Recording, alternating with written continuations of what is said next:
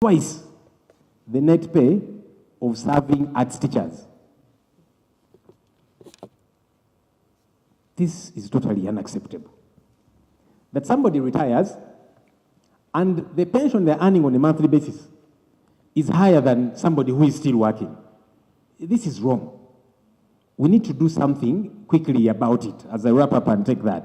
Honorable Speaker, government should not intimidate these arts teachers. I know in their engagements, sometimes when civil servants are on strike, government will try and intimidate them, get back to work, otherwise we'll fire you and so on. Please don't intimidate these arts teachers.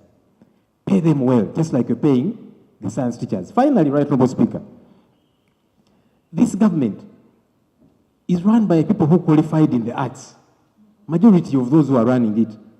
The current occupant of State House did an arts degree in Dar es Salaam. The Vice President did an arts degree at Makerere University, first qualification. The Speaker of Parliament, her first qualification was an arts degree from Makerere University. The Chief Justice did a law degree, which is an arts degree. The Right Honorable Deputy Speaker of Parliament, your first qualification, sir, was a Bachelor of Arts in Social Sciences, before you added other things. They are saying even the law. Yes. As a lawyer, I did arts. Of course, I did other things before. The Prime Minister, I don't know what she studied. But the point, Right Honorable Speaker, is how can we be victimizing arts teachers and yet we are running the country and yet we qualified in arts? It is a wrong signal. It's a wrong message that we are sending out there. I see young people here. But look. Yes, sir. Just if I may understand, because we've just finished budgeting, okay? Because you see, we are usually quick to pass and judge the executive. We have just finished budgeting. How come these submissions didn't come out very well when we were budgeting? Because this salary can only be paid if we budget for it, okay? I know we pushed, okay? Well, and it's been consistent. It's been consistent, okay? But for you, what do you think would be the way forward? Can you help us, okay? Give proposals, so that we see how best. Thank you, Right Honorable Speaker. Honorable Speaker, here on the floor. I handled the bigger part of the budget. Right Honorable Speaker. From MPSs to BFP, okay? I know they came out, but it wasn't this.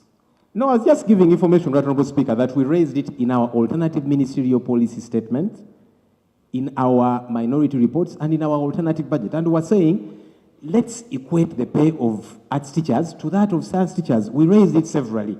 Of course, some colleagues said, but where will the money come from? And we gave options of where money can come from to deal with this situation, but we were not listened to. So just for the record, we did raise this matter, at least us on our side. You are asking for a remedy, Right Honorable Speaker. We have a plethora of remedies. Number one, government every so often comes to Parliament for supplementary budgets. Let's bring a supplementary to pay our arts teachers better so that we deal with this crisis.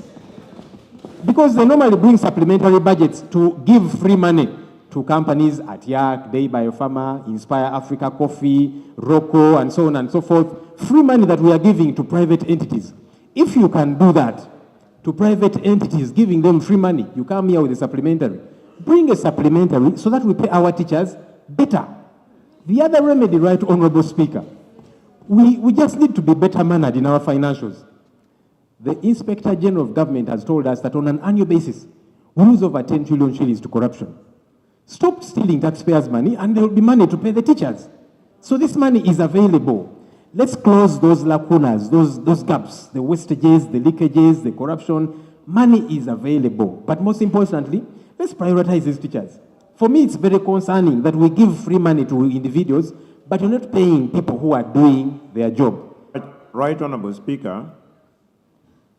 Mr. Speaker, let me first start by formally welcoming back the Honorable Leader of the Opposition back into the House, because the very last time we saw the team, he led the team out in exercising their constitutional mandate under the Constitution of the Republic of Uganda.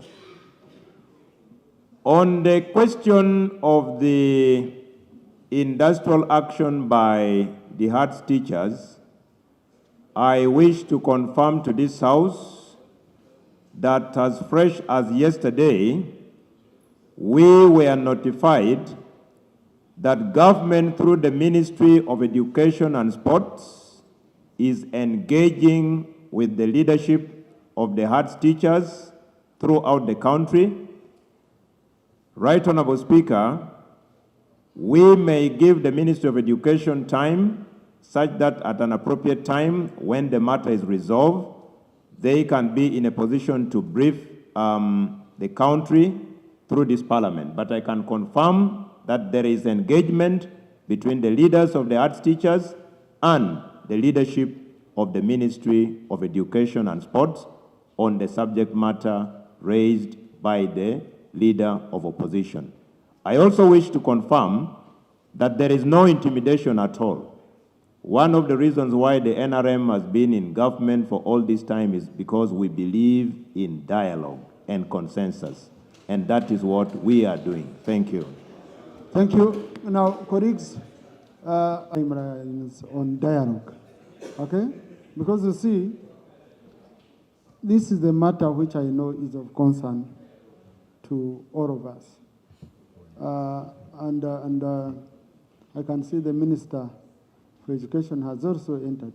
Maybe he can give us more updates, if he has any, on the engagement with the teachers, arts teachers. Right Honorable Speaker, our teachers of arts went on strike, and we've been engaging them. We have engaged them in a number of meetings, and last week, the leadership agreed to suspend, to get out of the strike.